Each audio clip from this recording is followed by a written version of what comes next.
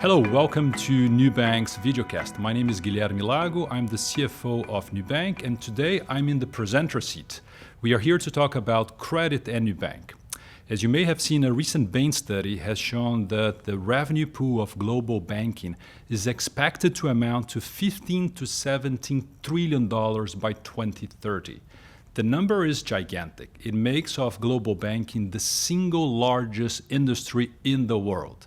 But the more interesting number is actually inside this. Within the $15 to $17 trillion, you can see that credit amounts to 60 to 70% of that. This is what we're going to talk today. Why?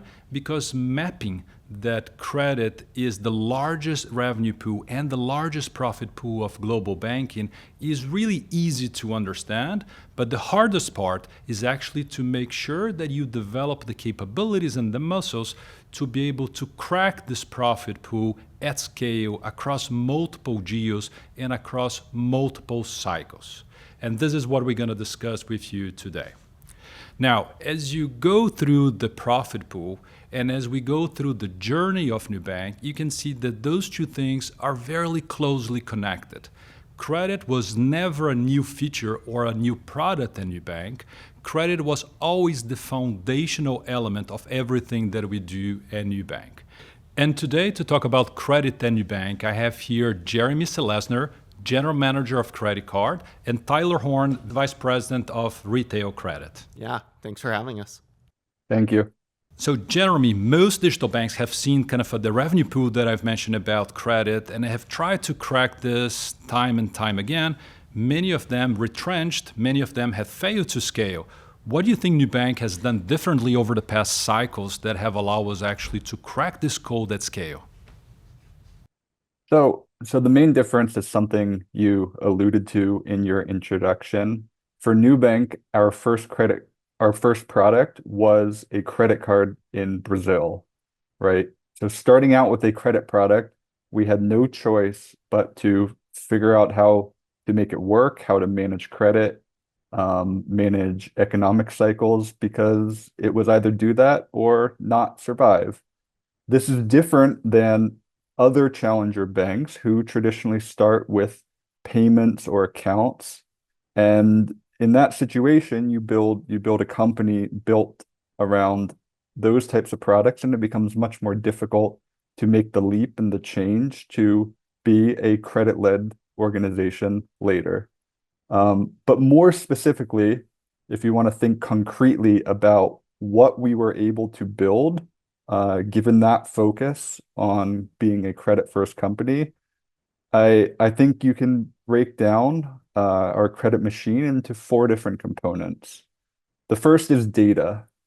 Today, we have 135 million customers globally and over 100 terabytes of data.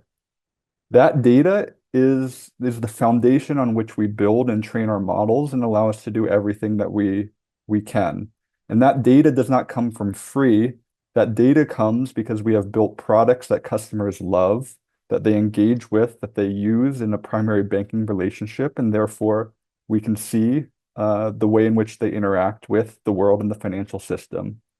The second foundation is our models. We today are on our 17th generation of major limit increase policies with countless minor versions, and the 10th version of our acquisitions risk model to date in Brazil. And most recently, I think as many people have heard, we've launched what we call Newformer, which is our latest generation of risk models based on a transformer architecture.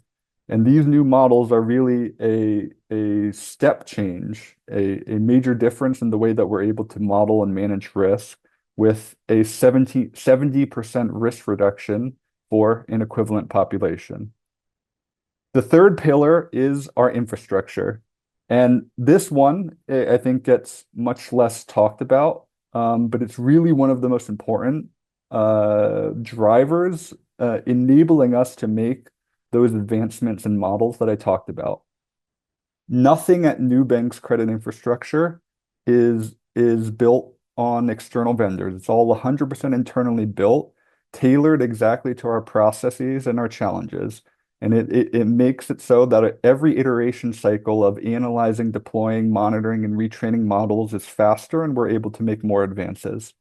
And finally, and most importantly, is our culture. When you start with a non-credit product, it's often difficult to build a credit-led culture.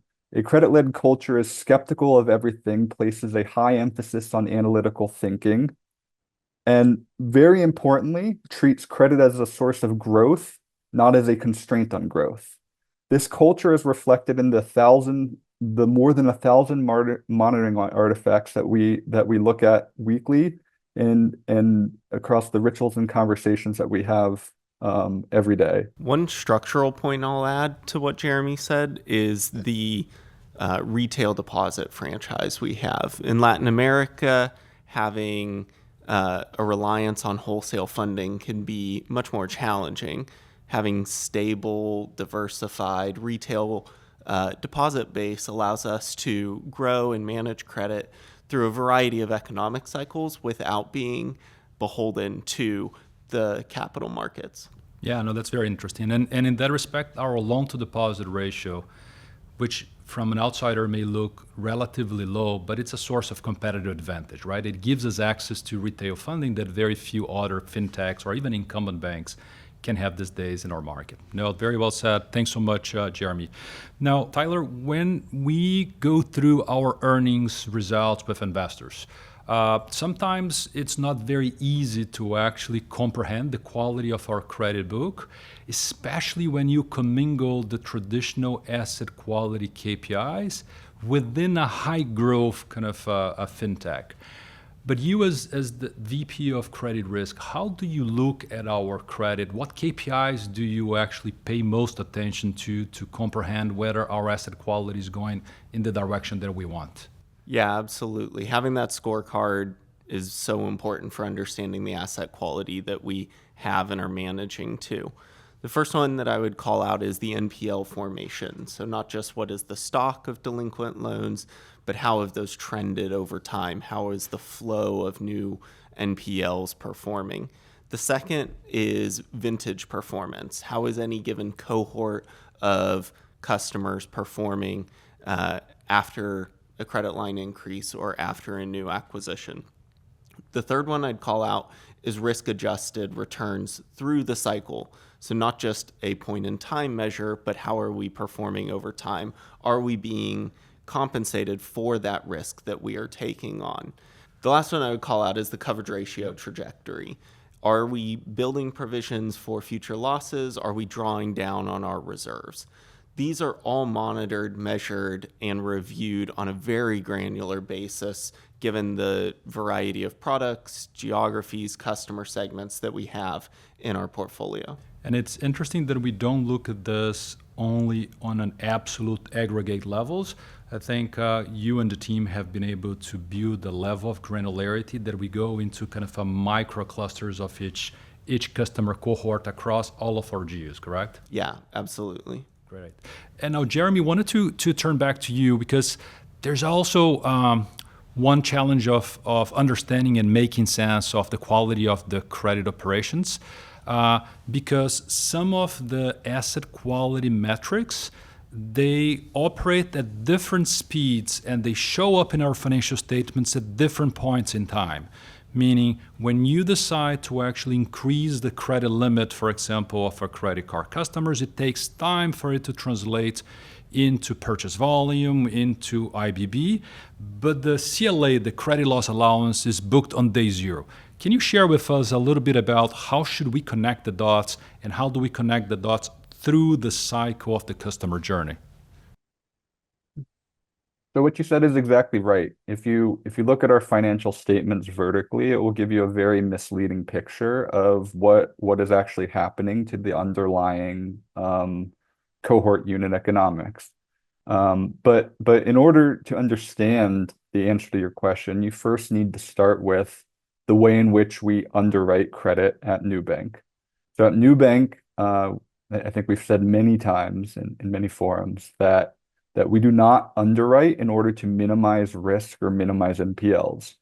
We underwrite in order to maximize the lifetime value of our customer relationships, or as we say internally, on an NPV basis. In the NPV formula, the most intuitive and important input into it is risk. The cost of risk, the probability of default, the severity of default when it happens. And that's the component that most investors focus on and that gets talked about the most, but it's not the only input. The other half of the equation comes down to revenue. So taking this a little bit deeper, when we improve one of our revenue models at Nubank, what does it mean? It means that we find more people that use and engage with our products more for a given level of risk. And when we deploy a model that does that, the natural impact is that we are able to grant exposure to higher risk populations because there is more revenue to cover the losses, and this leads to an increase in risk. On the other hand, when we make an improvement in our risk models, we have sort of the opposite effect. It means that we can essentially, for any given level of usage, we can find a greater percentage of the population below a particular risk level. And this leads to granting more credit, lower utilization, and there can often be expansions that shift the distribution of the population and increase risk levels. So when you think of it this way, and you know that in 2025, most of the improvements that we made were in terms of better risk models, it helps you understand what is happening in the vertical financials right now. Exposure grew faster than utilization, provisions increased to account for the increase in growth, but that happened without any deterioration in the underlying risk metrics. Awesome. Tyler, going back to you. So Jeremy framed kind of how we internally look at our credit metrics. But if you try to put yourself in the shoes of an investor, looking at our vertical P&L, how can you make sense of kind of the last quarter's trends when you have seen CLA going up? How would you actually analyze this if you were looking at our vertical financial statements? Yeah. So the first one and the most simple one is growth. We've grown the credit book by about 40% year over year. Unused credit limits alone, we've increased by $11 billion over that time frame. Wow. Under IFRS 9 accounting, which is what we use for our expected credit loss frameworks, we build the provisions when we grant that exposure. So before the customer has used the credit limit, we've built the provisions for the expected credit losses. The second one that I would call out is mix. So we've had a range of expansions and innovations that have allowed us to reach new customers with new products. Each of those changes the level of provisions that we will need as each of those loans we are analyzing and building provisions for in a specific and tailored way. The third one I would call out is seasonality. So Q4 is typically a low time period for risk where we see risk signals improve. Q1, as we see those risk signals worsen, is a high point for credit loss allowance in an annual way. The last one I would call out that Jeremy set up that matters here is asset quality. Sure. So over this time frame, we've seen NPLs stable, healthy. Write-offs continue to be 2.8%, 2.9% of the current book that we have in the portfolio. Tyler, wanted to turn kind of your attention to AI, right? It has been one of the most popular topics in every single business circle, but not much has been said about AI and credit underwriting, and it's something that has become quite relevant for Nubank. Can you comment on that? Yeah, AI has certainly become a relevant part of how we're approaching credit, particularly in the modeling we do for our underwriting. Yep. AI models are providing about a 3 times improvement of what we would normally see in a single generation of model advancements. So that kind of improvement allows us to create the right kinds of products for the right kinds of customers.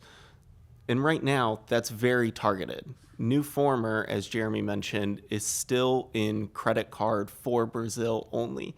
This is still a set of techniques and a set of models that we will be able to roll out for lending in Brazil, for Mexico, for Colombia, in order to serve the customers in those regions while making sure that we're maintaining the right bar for our credit underwriting. No, that's awesome. Early days for AI and credit underwriting for us. And what I think it is remarkable is that, if I had put in one room about 18 months ago our 10 best data science, and I had asked them, like, I can give you only one gift, more data or better models. Which one would you want? I think 10 out of 10 would raise their hand and said, give me more data. Why? Because I think the conventional wisdom at that point in time was our machine learning models were already approaching the efficiency frontier of modeling for credit underwriting. What has surprised me is that the new AI models and techniques have basically pushed that frontier even further. And now with the very same amount of data, we can extract much more intel and information about this, right? Now, Tyler, does that mean that our models have allowed us to improve our credit underwriting so much that we can now operate with lower resilience bars? How should I think about AI and our risk modeling philosophy? AI has not changed our philosophy on risk appetite. We continue to expect the future to be worse than the past to maintain that bar of resilience. We continue to anticipate that each cohort of our new originations will need to withstand about a doubling of risk and still be profitable. Those rules have not changed and are part of Nubank's core. Tyler, this is very impressive. Now, one question that I also get from investors is, will AI lead best-in-class credit underwriters to actually lose their edge? Will that lead to the convergence of credit underwriting capabilities across all of the incumbent banks and fintechs as the new frontier AI models become available widely to the companies? We recognize that this is a risk that investors are concerned about, but it's a risk that has existed in the past as well. Around 2014, gradient boosting techniques became widely available and were used by many different lenders in the market. However, it didn't close the gap. Leaders continued to lead.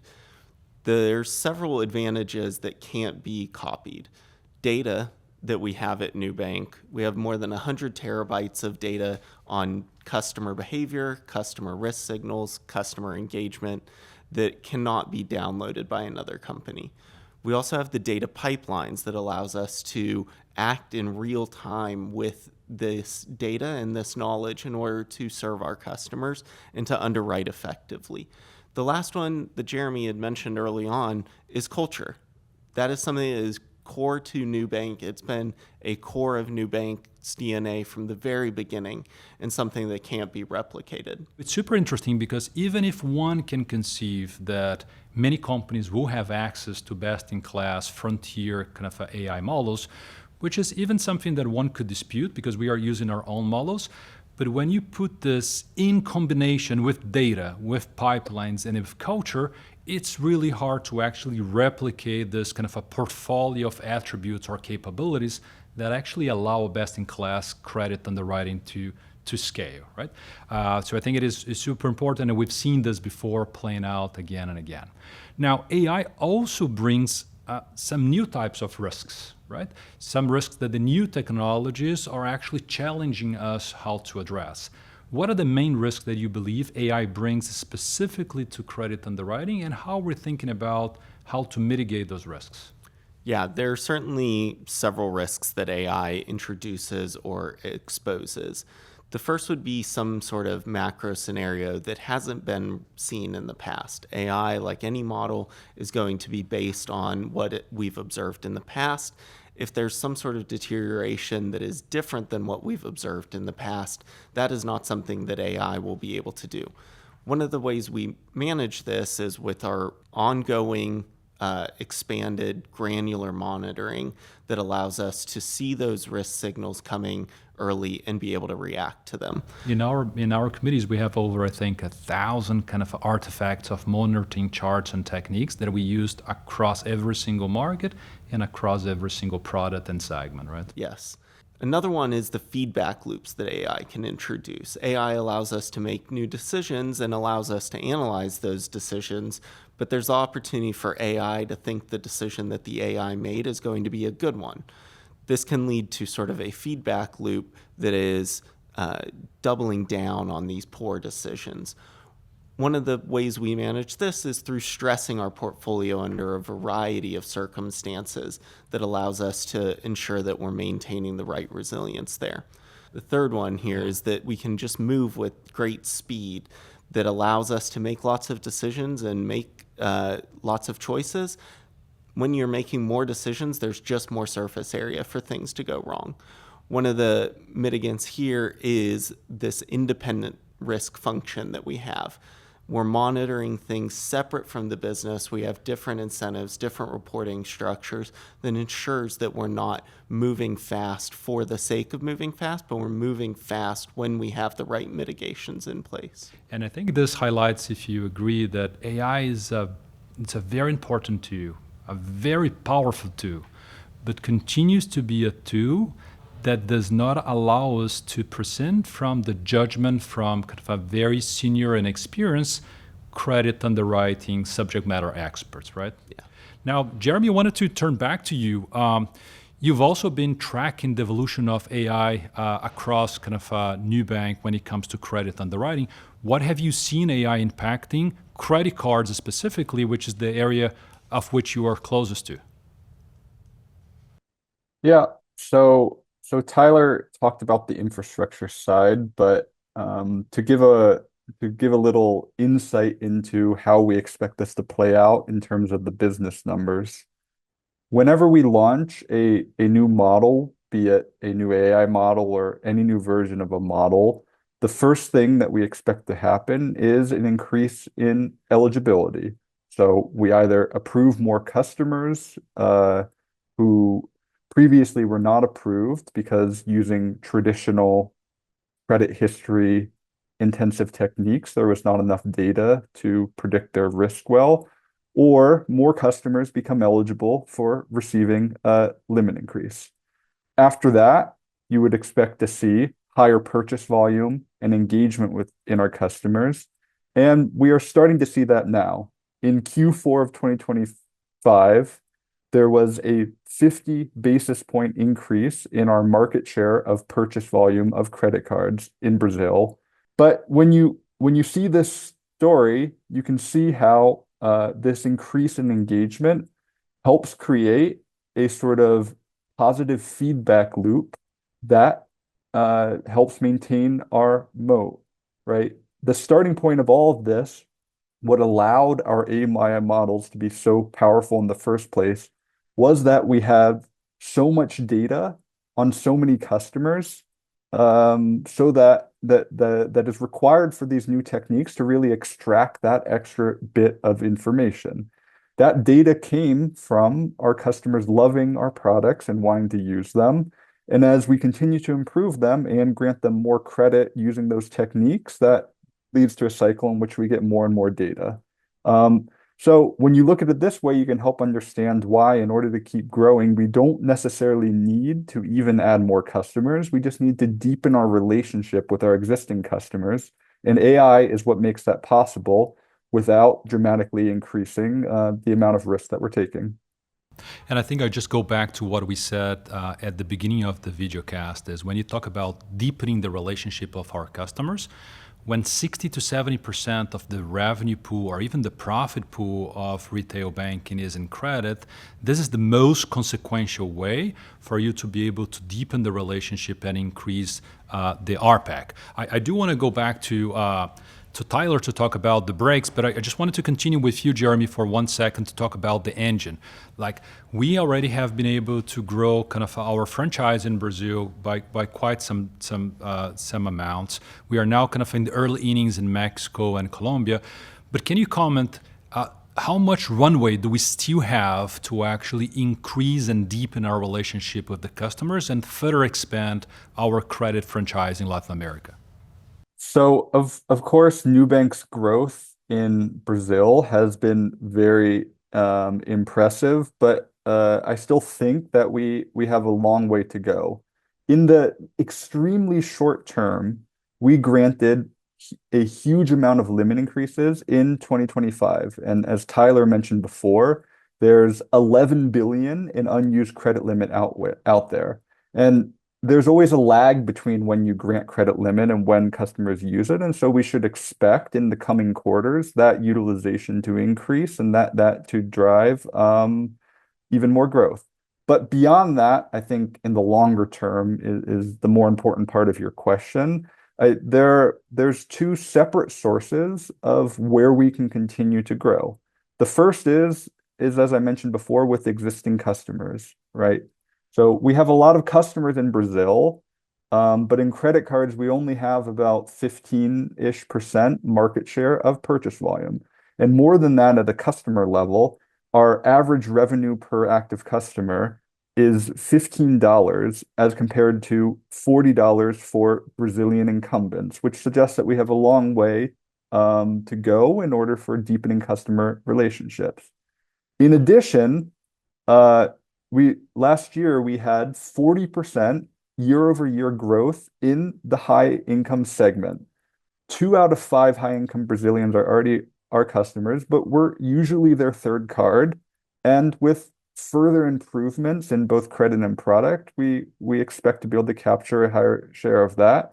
So in Brazil, we're going to be able to keep growing. But the second potential source is with new market creation. So despite our growth in Brazil, credit penetration in Brazil is still much lower than comparable economies, so the market can keep growing. But more important than that, Mexico is much further behind. And for us in Mexico, half of our new customers, it is their first credit card product ever, which means that we're creating a new market as opposed to just stealing it from incumbents.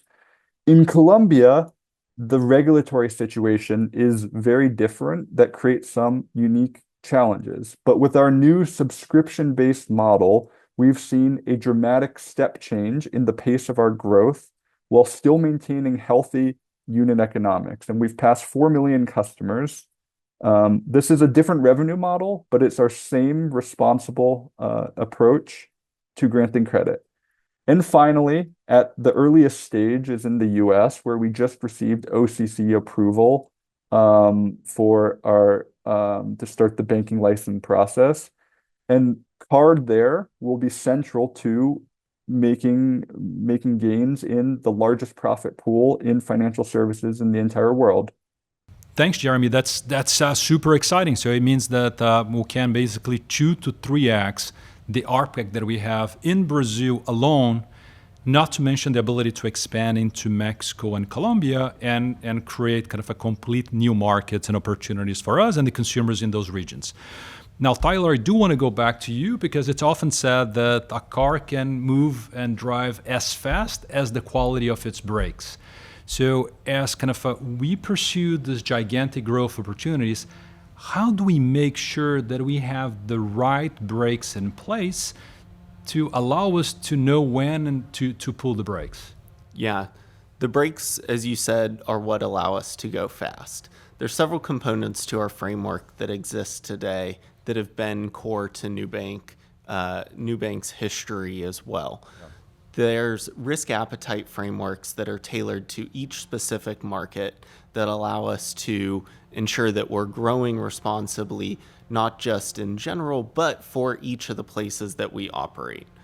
The second one is concentration limits that ensure we don't become overly indexed in one specific area, but maintain a diversified set of products and approaches.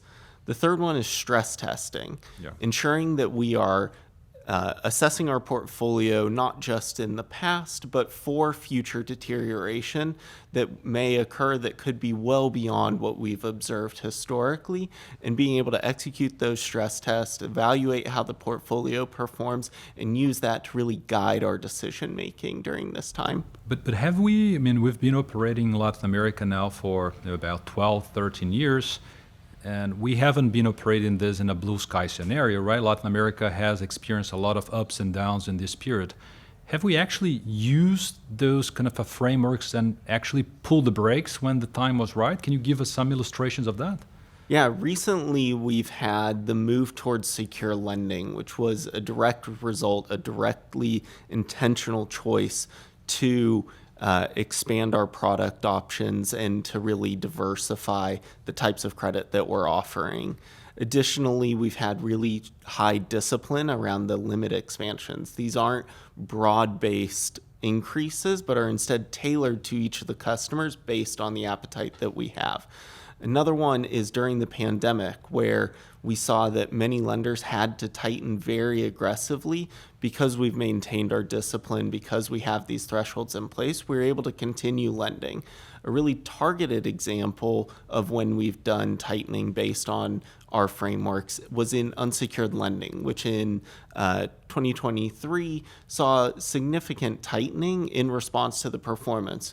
We pulled back, we did testing, we were able to refine our models and our approaches, and it's become one of the fastest growing assets for us in Brazil. Yeah, and also probably one of the most, if not the most profitable product that we have in Brazil, growing fast.